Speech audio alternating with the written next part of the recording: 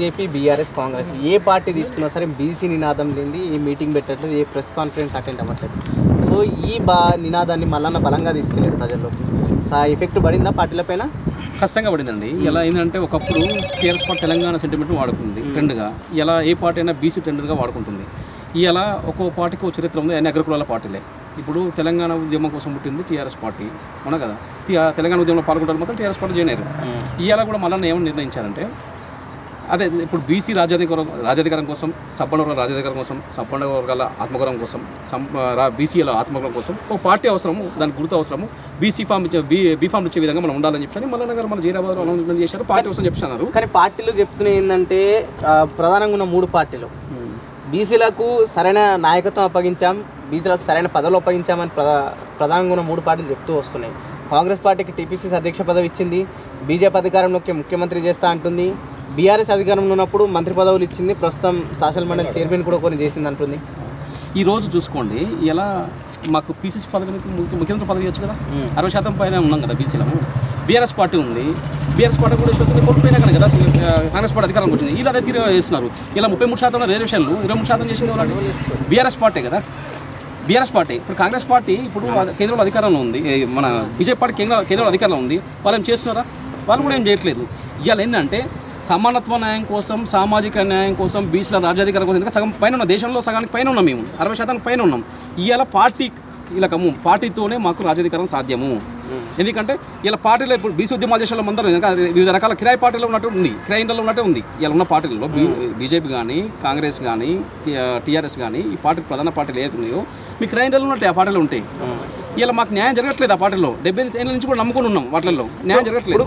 మల్లన్నని ప్రధానంగా నమ్మడానికి, మల్లన్న ఇంట నడవడానికి మీరేం చూసారు మల్లన్నలో? ఇలా గతంలో బీసీ ఉద్యమాలు జరిగినాయండి. గతంలో బీసీ ఉద్యమాలు జరిగినాయి. మాకు హాస్టల్ భవనాలు కావాలి, సన్న భోజనం బియ్యం కావాలి, మాకు స్కాలర్షిప్లు వాళ్ళ ఉద్యమాలు జరిగినాయి. అరే నాయన, ఎంత మనది, దేశంలో సంపద మనది, దేశం మనది, దేశం రాజ్యాధికారం మనది. ఇది మనం వాళ్ళకి ఇచ్చేసి మనం గల్లెపట్టే మీద వాళ్ళని కూర్చోబెట్టి మాట్లాడుకోవడం ఏంది? మన దగ్గర రాజ్యాధికారం, మనకు రాజ్యాధికారం కావాలి, ఇవాళ దేశానికి పైన ఉన్న సగం పైన ఉన్న మనమేను అని చెప్పేసి మల్లన్న నిలదీశాడు. ఇలా మన శత్రువుల నుంచి ఏలుతూ చూపించాడు. మన శత్రువులు ఎవరు? ఒక బెర్రకు చేసాడు. మీ ఓట్లు మాకొద్దు, మా ఓట్లు మాకు చాలు, ఒక బెర్రకి చేసాడు. మన శత్రువు కూడా మనకు చూపించాడు. కానీ ఇప్పుడు కొన్ని అన్ని రోజులు అగ్రకులాలు ఏం చేసినట్టు, అగ్రకుల పార్టీలకు ఎప్పుడున్నది ఇన్ని రోజులు మాయమాటలు చెప్పి బీసీలు వాడుకున్నారు. ఆ శత్రువుల గురించి లేవనెత్తున్నాడు, బీసీ రాజ్యాధికారం కోసం పాటుపడుతున్నాడు, బీసీలు లీడర్లు తయారు చేస్తున్నాడు, పండుకున్న లేవనెత్తున్న ఉద్దేశంతోనే కుట్రతో దాడులు చేస్తున్నారు. గతంలో బీఆర్ఎస్ ప్రభుత్వం దాడులు చేసింది. ఆ టార్చర్ ఇప్పుడు హరాస్మెంట్లోనే ఈయన ఉన్న ప్రస్తుత ముఖ్యమంత్రి రేవంత్ రెడ్డి గారు కూడా ఆయన మీద కూడా దాడులు జరిగినాయి. ఆ దాడుల వలన ఆయన ఈరోజు రాష్ట్ర ముఖ్యమంత్రి అయిన విశ్వసనీయత ఇలా ఆయన విశ్వసనీయత కాపాడుకోవట్లేడు. ఇలా ఎందుకంటే ఆయన కూడా విశ్వసనీయత కోల్పోతున్నాడు. ఇలా మల్లన్న మీద దాడి జరిగింది. సరే మల్లన్న ఏమన్నాడు? ఉన్నదే అన్నది. ఇలా కవిత ఏమన్నది? కవిత బీసీల కోసం ఎందుకు నాయకత్వం ఇస్తుంది? 10 ఏళ్ళు పరిపాలించింది వాళ్ళే కదా బీఆర్ఎస్ ప్రభుత్వం. అప్పుడు మాట్లాడిన కవిత అధికారం కోల్పోయినాక బీసీలు గుర్తుకొచ్చినారా? అదే కదా మల్లన్నది. మీకు మాకు ఏమున్నాయి, మంచం పోతులా కంచం పోతులా అన్నాడు. మీరు ఆ స్టేట్మెంట్ని సమర్థిస్తులా? మేము తప్పేం లేదండి. వాళ్ళు తప్పు చూసుకుంటే మనం ఏం చేస్తాం? ఇప్పుడు బీసీలలో మంచం పొద్దులో కంచం పొద్దులు అనుకుంటాం మనం. సామెతలు తెలంగాణ సామెతలు వాళ్ళ నాన్న రాసిండు 2017లో. వాళ్ళ నాయన బుక్కులు రాసిండు. తెలంగాణ సామెతలో ప్రచారంలో ఉంది సామెత, ఇది కూడా వాడకంలో ఉందని చెప్పి వాళ్ళ నాన్న బుక్లో రాసి పెట్టిండు. ఉన్న సామెతగా అన్నది. మరి మంచం పొద్దులు కంచం పొద్దులు అంటే మన బీసీలు ఇలా ఉంటాయి అంటే ఇచ్చిపుచ్చుకోవాలని అని అర్థం. మంచం పొద్దులు అంటే ఇచ్చిపుచ్చుకోవాలి. మీ పిల్లలు మాకు ఇచ్చుకో, మా పిల్లలు మేము ఇచ్చుకోము, అవునా కదా. మరి అలా ఇప్పుడు వాళ్ళ ఎలమల దాంట్లో ఎట్లుంటే మనకు తెలియదు కదా. మంచం పొద్దులు అంటే వాళ్ళకే మంచం పొద్దులు మనకు తెలియదు కదా. ఇప్పుడు దాన్ని మరి వేరే మంచం విధంగా చూసుకొని దాడులు చేస్తే పద్ధతి కదా. సరే వాళ్ళకి అనిపిస్తే చట్టం ఉంది, న్యాయం ఉంది, దానిపై పోవాలి. దాదాపు ఈ రోజుకి 19 రోజులు అవుతుంది క్యూ న్యూస్ ఆఫీస్ పైన, మల్లన్న ఆఫీస్ పైన దాడి జరిగి. సో పోలీసులు ఎటువంటి చర్యలు తీసుకోలేరు. ఎవరైతే దాడి చేసిన వాళ్ళు కూడా నిన్న సోమాజిగూడలో ప్రెస్ మీట్ పెట్టింది కవిత, అక్కడ కూడా ఆ సభలో ఫ్రంట్ లైన్లో కూర్చొని పాల్గొన్నారు. సో ఎట్లా చూస్తారు? ఇప్పుడు రాష్ట్రంలో దుర్మార్గమైన పరిపాలన నడుస్తుందండి.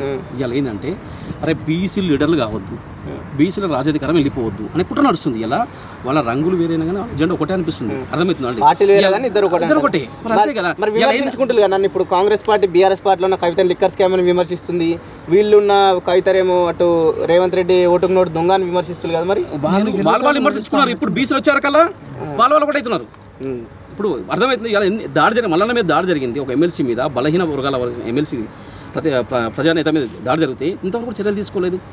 సరే మల్లన్న తప్పే అనుకుందాము, కానీ మరి ఆమె చట్టాన్ని చర్య తీసుకోవడం చూపులో తప్పు ఉండొచ్చు, ఆ ఆలోచన తప్పు ఉండొచ్చు, తప్పు కాదు కానీ తప్పు ఉండొచ్చు, కానీ చట్టాలు మధ్యలో తీసుకోవద్దు కదా. అంటే ఏమైనా ప్రజలకు మెసేజ్ ఇస్తుంది కవిత?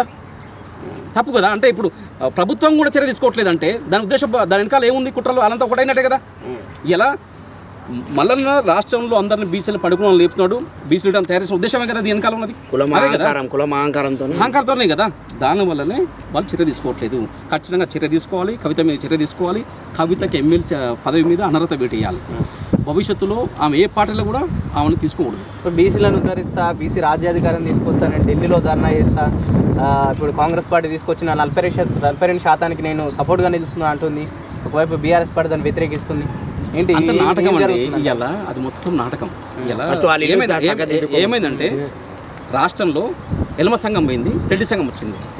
రెడ్డి సంఘం పోవాలి, మళ్ళీ ఎలమ సంఘం తయారు కావాలి, ఇంకోటి తయారు కావద్దు, ఇంకొకటి తయారు కావద్దు అనేది ఆలోచనలు ఉంది వాళ్ళది. ఇలా తెలంగాణ సెంటిమెంట్ 10 ఏళ్ళు వాడుకున్నారు. రాష్ట్రానికి కుక్కలు చేసి ఇస్తారు అలా చేశారు. అవునా కదా. ఇలా ఏం చేసి బీసీలకు బడుగు బలహీన కోసం ఏం చేసిరా? 10 ఏళ్ళ పరిపాలనలో ఏమైనా చేసిరా? 8 లక్షల కోట్ల అప్పు చేసి రాష్ట్రాన్ని అప్పులపాలు చేశారు. అప్పు మనందరి మీద పడింది. ఇప్పుడు వాళ్ళు కట్టాలి, మనం కట్టాలి.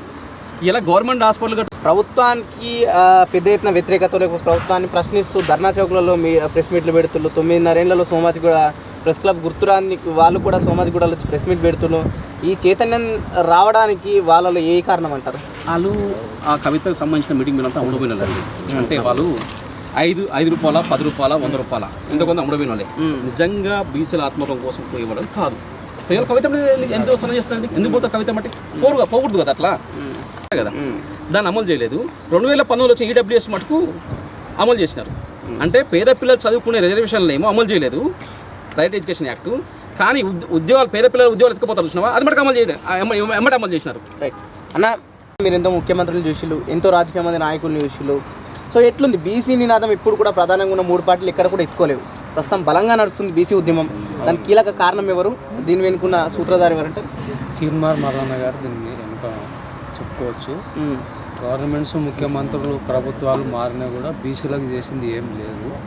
బీసీల జనాభా ఇప్పుడు ఎక్కువ ఉంది కాబట్టి తీర్మార్ మల్లన్న గారు చురుకుగా ఆయన టాలెంట్తో ముందుకు పోతున్నాడు కాబట్టి ఆయన్ని రాబోయే రోజుల్లో కూడా ఆయన ముఖ్యమంత్రి కావడానికి కూడా ఆస్కారం ఉంది 100%. ఇప్పుడు బీసీలు పార్టీలను నమ్మే పరిస్థితి లేదని చెప్పేసి మీలాంటి వాళ్ళు చెప్తూ వస్తున్నారు. అంటే ఎందుకు నమ్మట్లేరు మరి పార్టీలు బలంగా ఉన్న అధికారంలోకి తీసుకొచ్చే సత్తా ఉంది కదా. ఏ పార్టీ అయినా, ఏ కులమైనా, రెడ్డిస్ అని, వెల్మాస్ అని, దొరలు అని వాళ్ళు మోసం చేస్తూ వస్తున్నారు.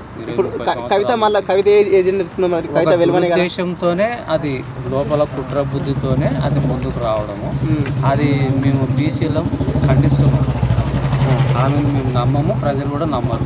ఎందుకు తను మంచిగా ఢిల్లీలో కొట్లాడుతుంది, ఢిల్లీలో ధర్నాలు పెడుతుంది, పెద్ద ఎత్తున ప్రోగ్రామ్ చేస్తుంది. ఒక పెద్ద కుంభకోణం అది అంతే. దాని వెనక ఉద్దేశం కేసీఆర్ స్ట్రాటజీ ఏమైనా ఉందా వీటికి అనుకుంటున్నాం అని ఒక్కడిది అని అనుకోవడం కాదు. అది అగ్రకులాల యొక్క దాగి ఉంది పక్క. కవిత ఎక్కడి నుంచి వచ్చిలే? ఎల్బీ నగర్ నుంచి. సో ఎట్లా అనిపిస్తుంది తెలంగాణ రాష్ట్రం చేసే ప్రస్తుతం బీసీ ఉద్యమం బలంగా నడుస్తుంది, దీన్ని ఎట్లా చూస్తారు మీరు? చాలా బలంగా నడుస్తుంది. బీసీలు అందరూ చైతన్యమయ్యారు. ఇవాళ బీసీలు అందరూ ఒకటే కోరుకుంటారు, మా రాజ్యం మాకు రావాలి. 75 సంవత్సరాలైంది స్వాతంత్రం వచ్చి. కమ్మోళ్ళు పరిపాలించారు ఈ రాష్ట్రాన్ని, రెడ్లు పరిపాలించారు, మళ్ళీ వెలుమలు పరిపాలించారు. మళ్ళీ ఇప్పుడు ఎవరి చేతిలోకి వెళ్ళింది? తెలంగాణ రాష్ట్రం రెడ్ల చేతిలోకి వెళ్ళింది. అంటే ఇక్కడ ఏం జరుగుతుంది? కమ్మ, వెలమ, రెడ్లు వీళ్ళ చేతులనే అధికారం తిరుగుతుంది 75 సంవత్సరాల నుంచి. అంటే ఇవాళ అత్యధిక శాతం ఉన్న బీసీలు 60% పైన ఎస్సీ ఎస్టీ బీసీలను కలుపుకుంటే 190% ఉన్న మేము పరిపాలించొద్దా? అంటే ఇప్పుడు మీకు లేటెస్ట్ న్యూస్ తెలుగు మరియు ఇంగ్లీష్ అప్డేట్స్ కోసం ఇప్పుడే క్యూన్యూస్ అఫీషియల్ యాప్ని ప్లే స్టోర్ నుండి డౌన్లోడ్ చేసుకోండి. సరికొత్త సమాచారాల కోసం క్యూన్యూస్ వెబ్సైట్ని ఫాలో అవ్వండి. ఛానల్లో ప్రాంతీయ, జాతీయ, అంతర్జాతీయ వార్తలు వీక్షించండి. లైక్ చేయండి.